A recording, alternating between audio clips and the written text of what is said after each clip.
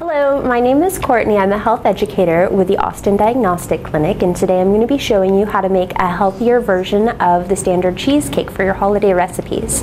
Now, this recipe utilizes fat-free and sugar-free ingredients wherever possible, including the graham crackers. So for this recipe, you're going to want a 9 by 13 pan. This is a really good depth for the pan as well because it is going to be a double layer cheesecake. To start off, you're going to need 8 ounces of fat-free cream cheese, softened preferably. It makes it a lot easier for the mixing process. If it's not softened already, you can take a medium-powered hand blender and mix it up a little bit. It'll make the incorporation of the other ingredients a lot simpler.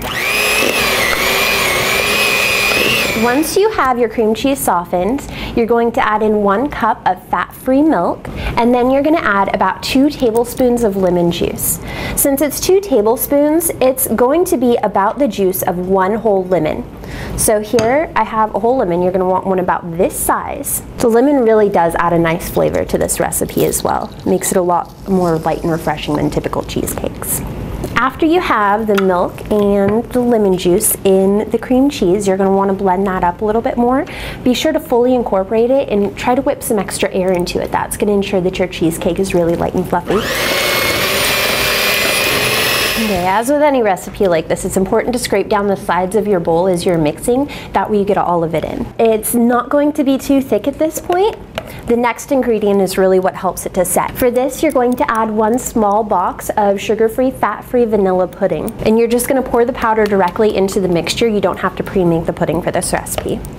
Then you're going to blend the ingredients a little bit more. Once again, try to whip in as much air as possible. Now, our next step is kind of delicate process and also really, really important for the texture of a cake. You're going to want to get 1 full 8-ounce tub of sugar-free, fat-free Cool Whip, and you need to gently fold this into your cream cheese mixture. Now, you do not want to mix this in, and you do not want to use your electric blender for this. Just use a regular spatula, and it's really easier when you're folding in whipped goods into your cooking that you just put the entire amount in there and then slowly literally fold it over on itself. You're going to very slowly just fold in the Cool Whip into your cream cheese mixture, making sure that it's as incorporated as possible.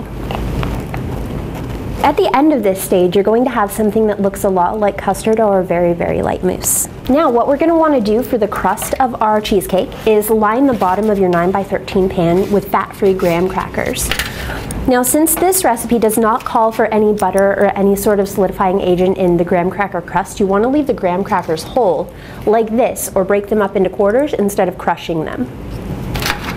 So we're just going to line the bottom of our baking pan as best as we can with whole graham crackers. So there you see we have a pretty good base for our crust. After you get the bottom covered, you're going to take your cream cheese mixture and gently spread half of it on top of the graham crackers.